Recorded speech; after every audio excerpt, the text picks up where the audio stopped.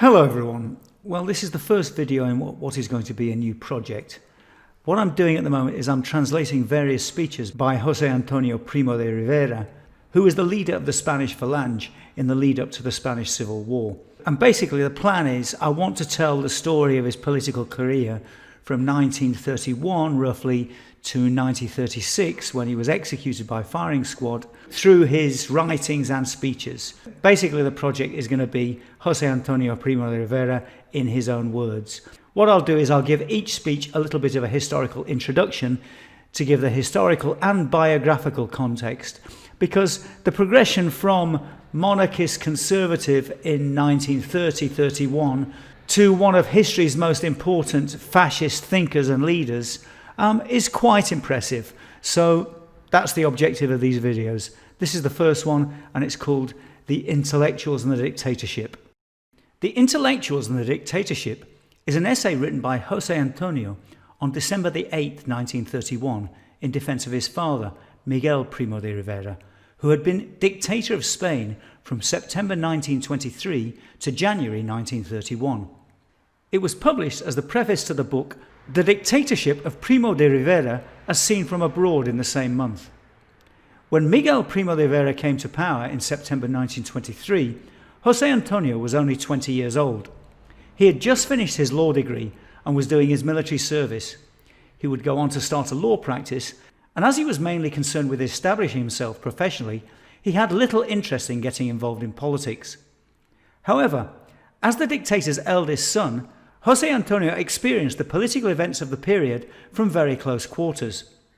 He was particularly affected by what he considered the failure of the Spanish intellectuals to support his father's attempts to modernize Spain. Their continual attacks led in part to Miguel Primo de Rivera's fall from power in January 1930, when he was forced into exile. The criticism didn't let up, and the dictator died of a diabetes condition in a hotel in Paris just 6 weeks later, on March the 16th, 1930. It was at Miguel Primo de Rivera's funeral on April the 3rd that several ex-ministers and admirers first hatched the idea of forming a political party to replace the old party of the regime, Unión Patriótica, the Patriotic Union. Later that month, the Unión Monárquica Nacional, the National Monarchist Union, was founded. On May the 2nd, José Antonio accepted the position of Vice General Secretary under Rafael Benjumea y Burin, Count of Guadalhorce, who was the leader of the party. Initially, one of José Antonio's main reasons for getting involved in politics in 1930 was to clear his father's name and vindicate the dictatorship, and this is a recurring theme in his early articles and speeches. He is often critical of the role the intellectuals played in his father's downfall. By the declaration of the Second Spanish Republic on April the 14th, 1931, José Antonio was maturing as a politician in his own right. He had failed to win a seat in the first parliament of the Republic. However, his writings suggest that he was beginning to realize that he could improve on his father's legacy. And we see the first signs of the political leader and theorist he was soon to become. When he was presented with the opportunity to write the preface to the book La Dictadura de Primo de Rivera, juzgada en el extranjero, The Dictatorship of Primo de Rivera as Seen from Abroad, José Antonio grasped the chance to summarize his thoughts and opinions on his father's legacy. The Intellectuals and the Dictatorship begins with a quotation from The Revolt of the Masses by Spanish philosopher and essayist José Ortega y Gasset, whose work had influenced José Antonio a great deal, but who by the late 1920s had become a fierce critic of the dictatorship. Ortega y Gasset describes pseudo-intellectuals as constitutionally unqualifiable and disqualified. Although José Antonio only appropriates the phrase and uses it in his criticism of the intellectuals, critics have often ascribed it originally to him. José Antonio then goes on to ask who history will see in the best light, the dictator or the intellectuals. He argues that despite being a simple, unread military man of action, his father's legacy is far more significant, and the intellectuals failed to see the revolutionary transformative nature of the dictatorship. In the main body of the text, however, he turns his somewhat acidic pen on the intellectuals themselves and criticizes their lack of education and manners. As an example of José Antonio's early writing, The Intellectuals and the Dictatorship is an interesting piece that shows his muscular literary style and use of sarcasm and irony, both of which he would apply very capably in his political writings and speeches later on. It also shows the importance of his father's legacy and reputation in inspiring him to take his first steps in politics. José Antonio Primo de Rivera was, if nothing else, a man of honour and integrity. The Intellectuals and the Dictatorship by José Antonio Primo de Rivera, the prologue to The Dictatorship Seen from Abroad, written on December the 8th, 1931. Strictly speaking, within each social class, there is a mass and a minority, which are both genuine. As we shall see, the predominance of the mass and the vulgar herd, even in groups with a tradition of selectivity, is characteristic of our time. Thus, in the intellectual sphere, which by its nature requires and presupposes a degree of qualitative assessment, one observes the triumphant advance of the pseudo-intellectuals, who are constitutionally unqualifiable and disqualified. Had General Primo de Rivera ever written words of such harshness in any of his notes, what would the intellectuals have said of him?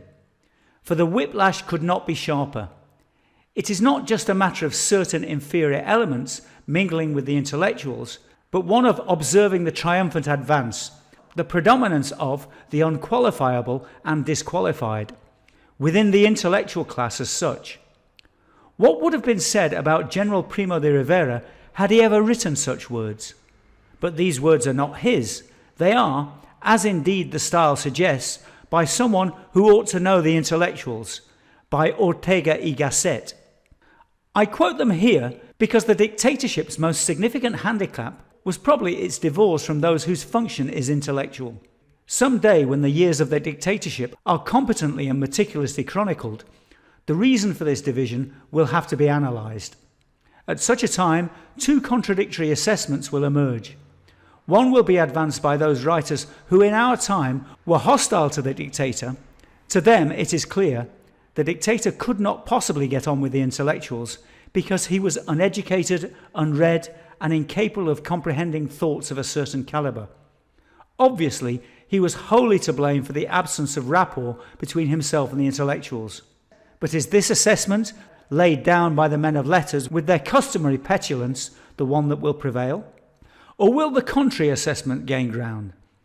Because among future historians, there are bound to be some who will consider General Primo de Rivera to have been a magnificent leader, an extraordinary specimen of humanity, whom an intellectual class, afflicted at times by the predominance of the mass, the triumphant advance of the pseudo-intellectuals who are unqualifiable and disqualified, failed to understand.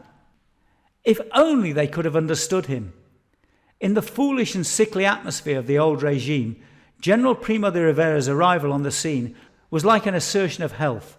Of course the dictator broke with the existing norms. No wonder the politicians hated him, as they clung to the system of norms as cripples cling to a charitable institution.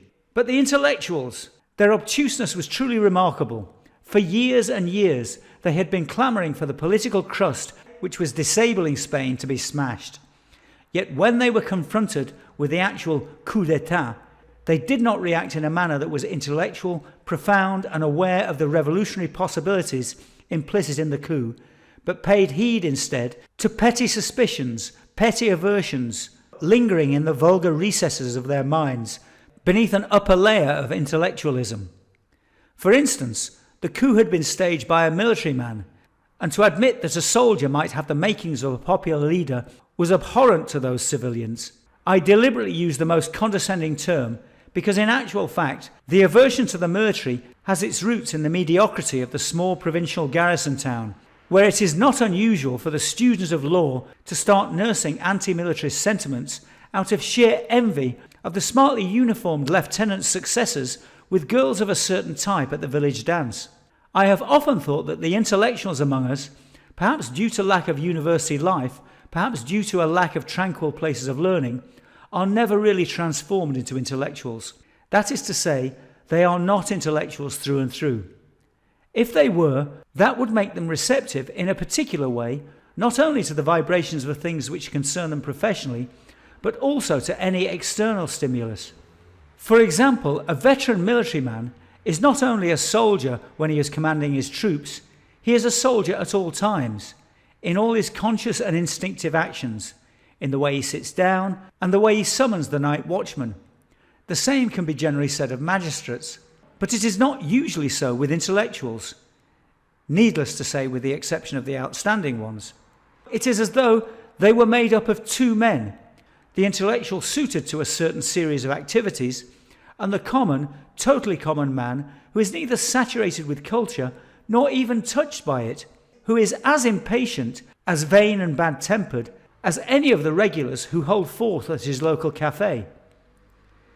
Who does not recall not only the disappointment but also the disbelief he felt on meeting the refined writer he admired without knowing him, and found him to be a man of vulgar taste, lacking in social graces, stunted of conversation, who unashamedly indulged in a plebeian torrent of abuse when the waiter did not immediately bring a ration of seafood to gratify his gluttony, and who, with even a slightly disciplined mind, has not experienced disgust and anger at the sight of so much deliberate confusion and inelegant bad faith in the arguments which arise whenever there are many professionals of the intellect gathered together.